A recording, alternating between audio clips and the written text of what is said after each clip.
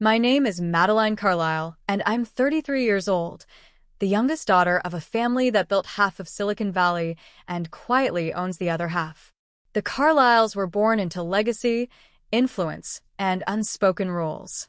My brother Lionel followed those rules, all the way to becoming the face of the dynasty. I, on the other hand, was always the one who didn't belong.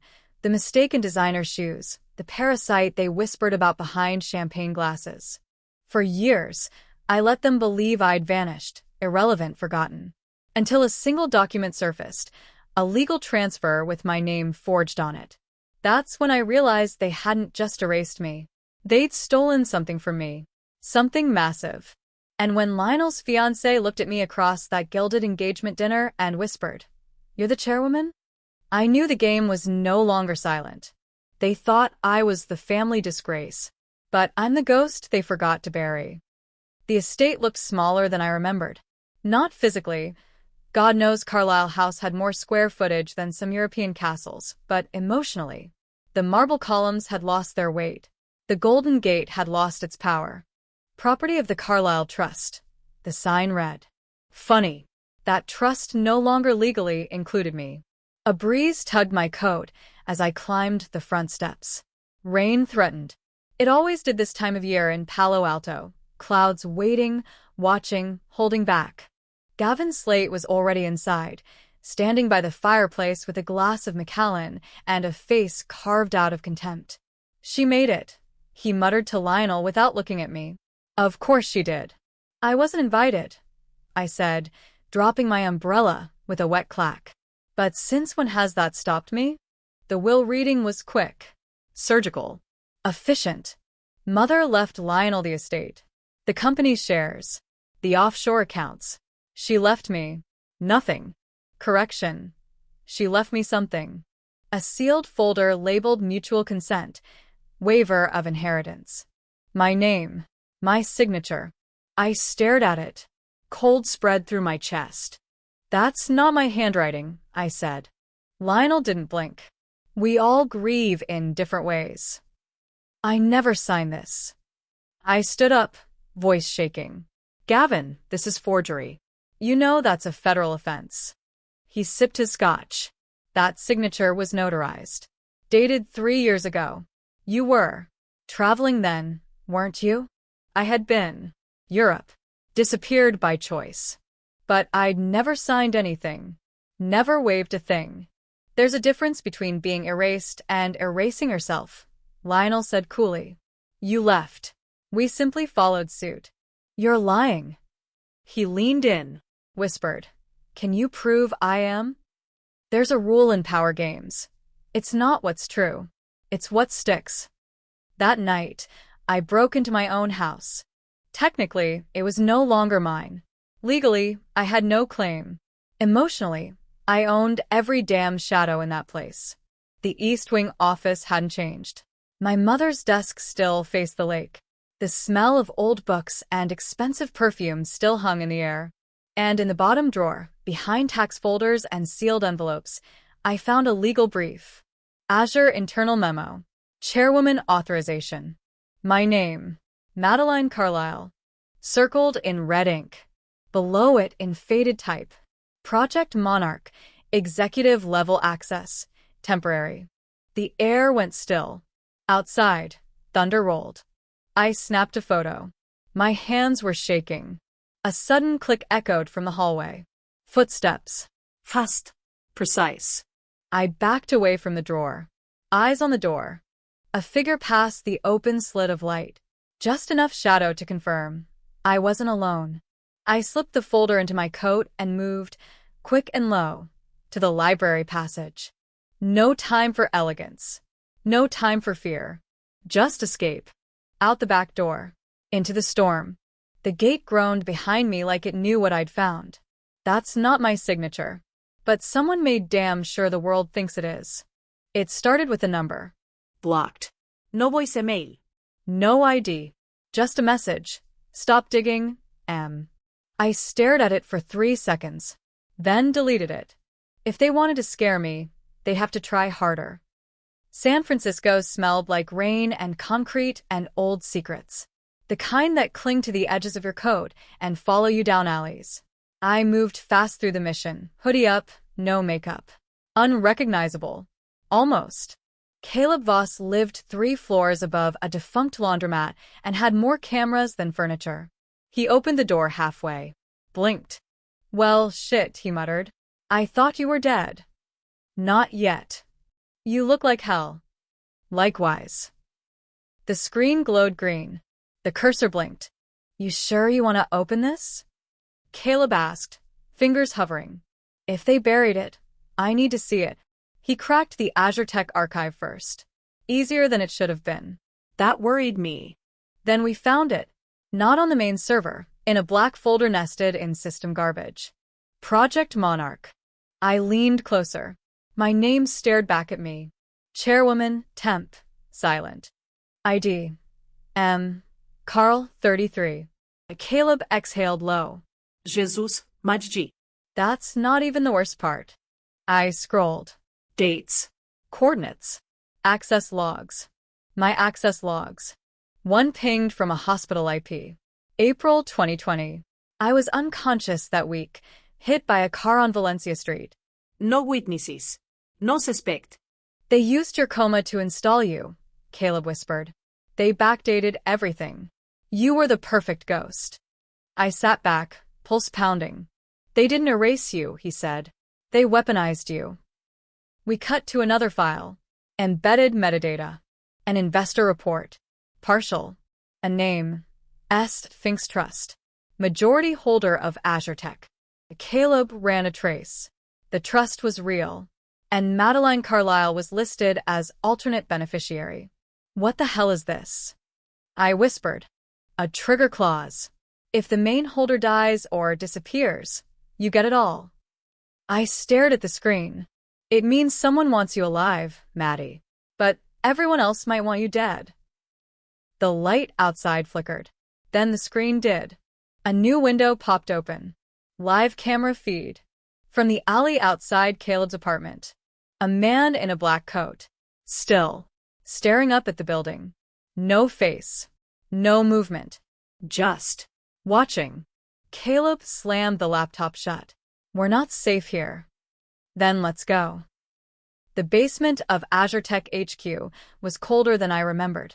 Or maybe I was colder. Caleb's badge still worked. He kept his old contractor ID. Nobody asked questions when you walked fast enough and looked pissed. Security cameras blinked as we passed. One tilted. You see that? I whispered. Keep walking. We hit sublevel 3. A biometric scanner blocked the server vault. I pressed my thumb. Denied. Caleb hacked it. The door hissed open. Inside. Rows of black towers. Cold lights. Silence. I walked to the far end. A single workstation glowed. The screen turned on by itself. Static. Then. My 3rd grade photo. The one from our hallway back home. The pink dress. The missing tooth. Then the screen blinked red. Parasite detected. I froze. Caleb's voice cracked. They're watching live. The lights overhead dimmed. Then a siren. Protocol breach. Lockdown initiated. Metal doors began to slide. We ran. Back on the street, breath ragged, shoes soaked. I turned to Caleb. They're tracking everything. He nodded. They're not just tracking. They're rewriting. What? He pulled out a flash drive. Handed it to me. This was hidden in the Monarch log. You're not the only one. I stared at him. There's another Chairwoman ID, he said. Same project. Same classification. Who? His eyes didn't blink. Claudia Varelli. I felt my knees go loose. Dr. Claudia Varelli had died 9 years ago. In a lab fire. She was my mother's closest friend. And the architect behind cognition mapping. If she was alive. If she was connected. You're not just being erased, Mads, Caleb whispered. They're rewriting who you are. The Napa Valley air was too clean. It didn't match the rot I carried in my chest. I arrived uninvited. The valet hesitated. I didn't. People stared. Of course they did. Madeleine Carlisle, the family parasite, crashing her brother's engagement party. There was a time I would have felt the shame crawl up my spine. Not tonight. The estate shimmered under a billion-dollar sunset. Champagne glasses clinked. Music floated. Everything perfect. Everything staged. Lionel saw me from across the patio. His face stayed neutral. Impressive. I smiled. He turned back to the guests. That's the thing about liars. They'll look you in the eye and still twist the knife deeper. I slipped through the garden, heels silent on the stone. Waiters buzzed. Guests laughed. All of them oblivious. You should leave before this gets ugly, came a voice behind me. Stephanie. The golden fiancée. She looked nervous, like she expected a gun in my purse. Too late, I said. It's already ugly. Lionel doesn't want a scene. Then he shouldn't have made one. Her hand trembled slightly as she reached for her wine. You're not supposed to be here. I leaned closer. You ever wonder, I whispered, what kind of monster you're marrying? She blinked. Don't do this. I'm not here to stop your wedding. I'm here to stop a cover-up. She stiffened. Gotcha. The ballroom glowed gold. Chandeliers. Grand piano. A floral arch the size of a Tesla. Lionel was giving a toast. Everyone raised glasses. I stood just inside the doors, waiting. Eyes locked. Me and him. He didn't flinch. Of course he didn't. I took one step forward. And Stephanie intercepted me. Don't, she whispered. You don't know what you're walking into. I know exactly what I'm walking into. She grabbed my wrist. And then she said it. Low. Terrified. You're the chairwoman? My blood went ice cold. What did you just say? Stephanie's lips parted. Then stopped. Eyes darted around. People were watching. She pulled me into the hallway. Fast. Too fast. I barely kept up. Tell me what you know. I thought you were dead, she whispered. Why would you think that? They told me, Lionel told me, you were institutionalized. Gone. That's a lie. I know that now, she said, voice cracking. I've seen the board memos, the executive clearances, the internal emails. What emails? You were named as interim chairwoman of Azure Tech during Project Monarch. Silent role. Shielded. I was hired after. Why didn't you say anything? I thought it was a mistake. A ghost entry. They said the system glitched. Who's they? Stephanie hesitated. Then a sound. Footsteps. Fast. Heavy. Not here, she breathed. Not now. She pushed me into a side room. Door shut. Darkness. I could smell lavender. And something else. Fear. You've seen the file, I said. She nodded. It says I authorized Monarch? Yes. But the signature. She looked at me. It was yours. Digitally embedded. I never signed anything. Then someone did it for you. The air tightened. What is Monarch really? I asked. I don't know, but people are terrified of it. Even the board won't speak it out loud. And you stayed quiet? Stephanie looked down. My job pays $500,000 a year. I was going to be part of the family. I thought I could pretend. Until now. You have no idea what you're stepping into. I'm already in it. You don't understand. This isn't just corporate. It's deeper. Define deeper. Legacy. Leverage. Blackmail. Surveillance. Maybe even biomapping. I stepped back. Bio what? Stephanie swallowed. You're not just a name in the system. You're the key. You're. The door opened. Lionel stood there. Expression blank. Stephanie flinched. Lionel? He raised a hand. Calm. Dead calm. Mads, he said. Let's not ruin the evening. I didn't ruin anything, I said. I just showed up. That's always been the problem, hasn't it? His tone was ice. Behind him, guests danced. Toasted. Laughed. Unaware. Inside this room, it was war. I turned to Stephanie. Tell him what you told me. She froze. Lionel smiled. Stephanie. She hesitated. Looked at me. Then back at him. and said nothing. Coward. Fine, I said. I'll speak for both of us. No. Lionel cut in. You won't. Two men appeared behind him. Security. Stephanie's face strained. You're having me thrown out? I asked. No, he said. I'm having you escorted to the gate. For your safety. You mean yours. He leaned in. You came here for answers, but you're not ready for the ones that matter. I stared him down. I'm not afraid of the truth. He smirked. You should be. Then he turned to walk away. Outside, the cold hit harder. The stars looked fake. I stood at the edge of the vineyard, heels sinking into dirt.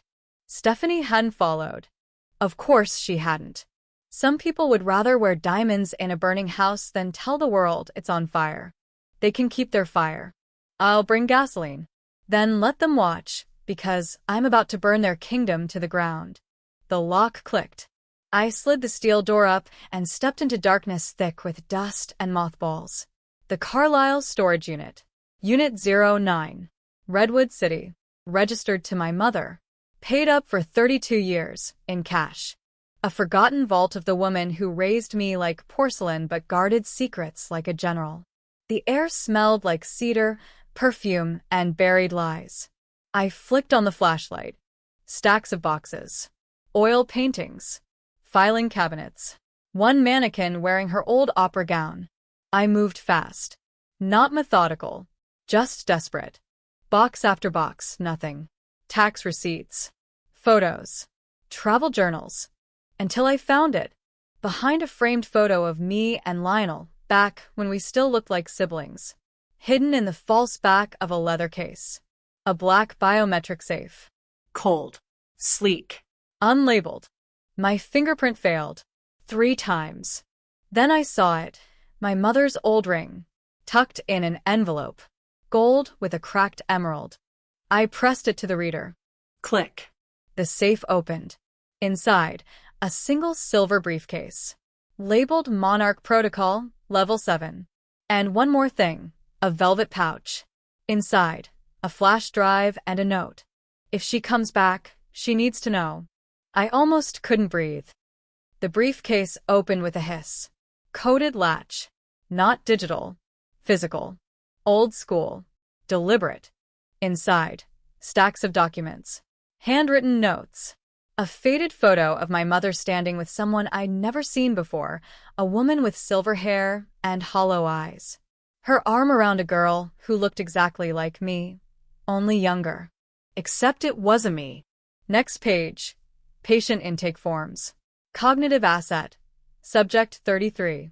Assigned to Madeleine Carlisle. Temporary chairwoman. Azure Tech Holdings. I gripped the edge of the case. No. This wasn't just about fraud. It was about identity. I wasn't just used. I was made. I powered up the tablet that came with the case. A black screen flickered, then a single word pulsed in white. Alive. I tapped once. A list opened. Dates. Locations. Embedded files. The earliest was dated June 1998. I was 6. Then the screen glitched. Froze. And the room's overhead bulb blinked off. On. Off again. A faint click behind me. Storage door. Closing. I turned fast. Nobody there. But a low hiss began near the vent. Gas. Sweet. Sharp. My body moved before my mind did. I grabbed the case, the pouch, the tablet, ran. Tripped over a box, landed hard. Wrist bruised. Kept going.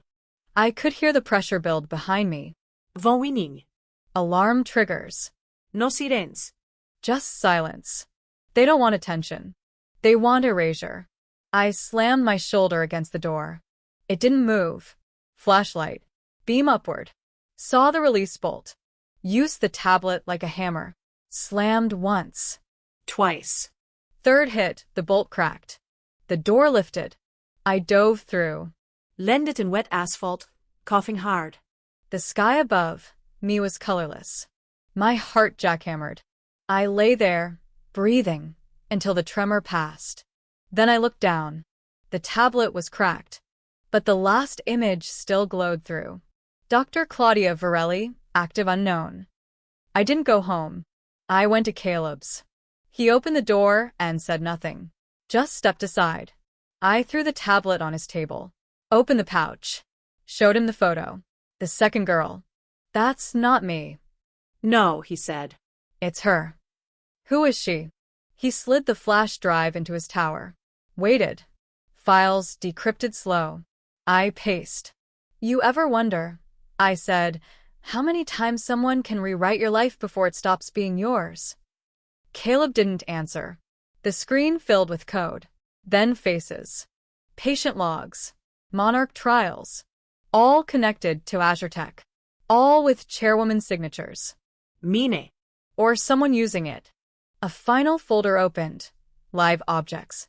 A list of names. Mine was on top. Next to a status. Monitored. I felt cold again. This isn't just legacy, Caleb. It's surveillance. Conditioning. Control. You're not paranoid, he said. You're documented. Outside, a car passed. We both froze. Then a buzz. His phone lit up. Unknown number. A single message. You should have stayed gone. I walked to the window. In the reflection, a figure stood across the street. Black hoodie. No face. Still. Watching. If this is what they do to silence the past, what will they do when I expose the future? We uploaded the first leak at 4:13 a.m. No sleep. No doubt. Just 3 files. Enough to rattle the boardroom glass at Azure Tech. Monarch signatures. Surveillance contract. 2 blacklisted patents with human testing implications. I hit publish. Caleb stared at the screen. You just detonated a financial nuke. No, I said. I lit a match. By 6 a.m., the damage spread. Reddit caught it first. Then the darknet. Then the real-world traders. Azure Tech stock dropped 9% in 4 hours. 3 board members resigned by noon. CNBC called it an anonymous whistleblower event. But I wasn't anonymous. Not anymore. And someone knew that. Stephanie's voicemail came at 2:41 p.m. Shaky. Short. They hit my car. It wasn't an accident. Then static. Then silence. I called back. No answer. Caleb and I jumped in his car. Burned through red lights. She lived in a gated condo in Millbrae. Cameras everywhere. The gate was hanging off one hinge. We found her inside. Blood on her forehead. Dazed. Alive. Paramedics were already there. 1 cop 2, bored and writing notes. She wouldn't stop shaking. They didn't take anything, she whispered. They just looked at me. What did they say? Stephanie blinked. They didn't speak. We moved her to a safe house. One of Caleb's offline properties, a rundown Airbnb under an alias. Cracked mirror. Flickering light bulb. No Wi-Fi. But safe. For now. I paced. The news kept buzzing. Chairwoman rumors spark stock panic. Who is M. Carlyle? Inside the mind of a ghost executive. They were circling me, like sharks. I stared at my reflection in the cracked mirror. History is just power with better handwriting, I muttered. Caleb dropped a phone beside me. No GPS. No SIM. Preloaded. Private network. Paranoid much? Dead people don't file lawsuits.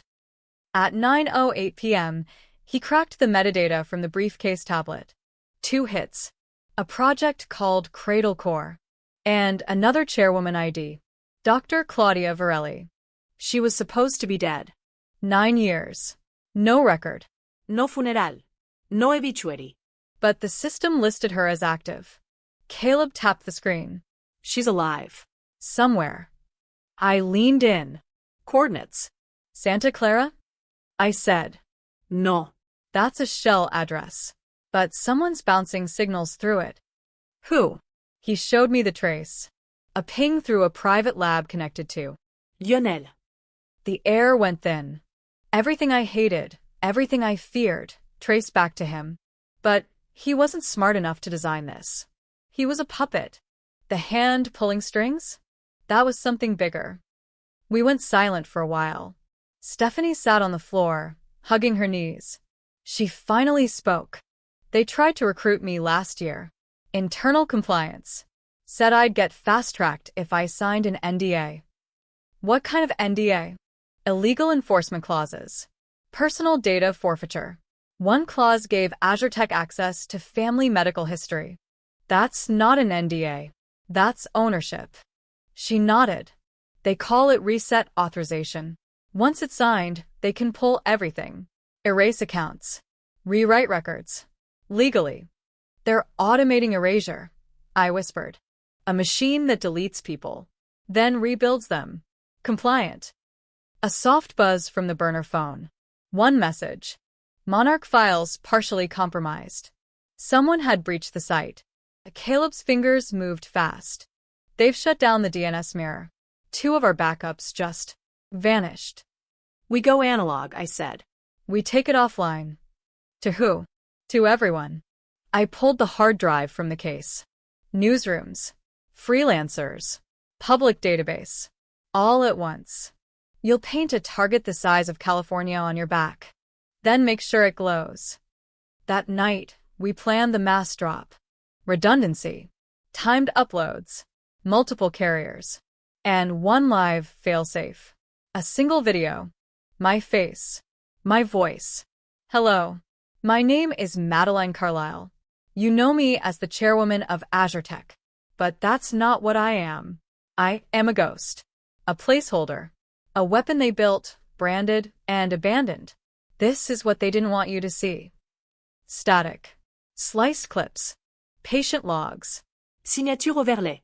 Footage from the storage unit. Stephanie's bloodied face. Surveillance timestamp. Then a black screen. Project Monarch is real. I hit upload. Every screen in Caleb's basement flickered. He turned to me. You sure? No. Good. Then a sound. Outside. Screeching tires. Headlights. 2 black SUVs stopped on the street. We ducked. They're early, Caleb hissed. I grabbed the drive. Stephanie moved toward the bathroom. Window open. Fire escape ready. Go, I told her. Now. Caleb handed me a USB. Backup of everything. If I don't make it, you will. Just in case. The front door shook. A voice through a speaker. Miss Carlisle, we need you to come with us. I glanced at the mirror. Cracked glass. 2 faces. Mine. And someone else. If she's alive, I'm not just the chairwoman. I'm the weapon they built and lost. Smoke drifted across the morning light as the house burned behind us. We didn't run. We walked. Down the alley. Through fog. Towards silence. Behind us, the flames swallowed what was left. The wires, the drives, the false lives, the chairwoman's last hiding place. No more shadows. No more masks. Only names. Only truth. Stephanie got out first. A contact in the press pulled favors. She was gone by dawn. Vancouver, maybe. Or Oslo. Somewhere clean. Somewhere cold. Caleb handed me the last drive before disappearing into the crowd at Union Station. No phone, he said. No contact. That's the plan. And Madeleine? I looked at the burning windows. She's dead. The leak went global by noon. 5 full terabytes. Internal memos.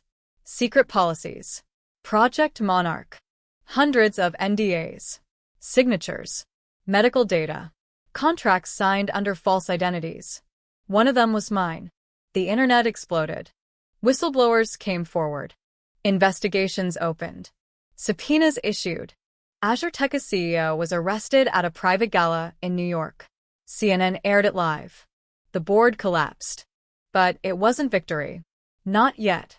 Because none of that brought her back. Claudia. Dr. Varelli. She wasn't just alive. She was the architect of Monarch. Lionel Sandler. His fixer. His fallback. He was the face, the distraction. She was the mind. Buried. Brilliant. Untouchable. Until now. I found her in an underground research facility 2 hours outside Sacramento. The front was a biotech lab. The inside? Pure style. No signs. No employees. Just doors. Behind the last one, a woman in a white coat. Hair silver. Eyes like granite. She looked up from a table of vials and said one word. Madeleine. You knew I'd come. I built you for this. We didn't fight. Not like action movies promise. We talked. Tension like a wire pulled taut. Truth cut sharper than any blade. She told me everything. Why they chose me. Why they buried me. Why they needed me to wake up now. The system was never about control, she said. It was about prediction. Anticipating chaos. Neutralizing deviation. You called that safety. I called it progress. You called it obedience. Claudia smiled. And you are our most elegant deviation. I left her there. I didn't shoot. I didn't scream. I just uploaded everything from her server. Her experiments. Her notes. Her crimes. Let the world decide. Let history choose the headline. Some monsters are better seen than slain. Weeks passed. Stephanie's name cleared. She started a nonprofit to protect whistleblowers in tech. Caleb vanished. They said he flew to Lisbon. Maybe Berlin. Maybe nowhere. I kept walking. Now I live in Oregon. A small cabin. No signal. No keys. The woods swallow sound here. Even the wind feels secretive. I still hear them sometimes, their voices, their threats, their promises. But they don't own me. Not anymore. Because I remembered something she once said. My mother, before all of this. They'll call you broken just so they can sell you wholeness. Don't buy it. Burn it. So I did. I burned it all. People still ask if I miss power. I don't. Power without truth is a cage you decorate in gold. But truth? Truth makes you dangerous. And I'd rather be feared for honesty than adored for a lie. I was once the chairwoman. The ghost in the system. The weapon no one saw coming. But now? I'm just Madeleine. And for the first time in years, I'm free.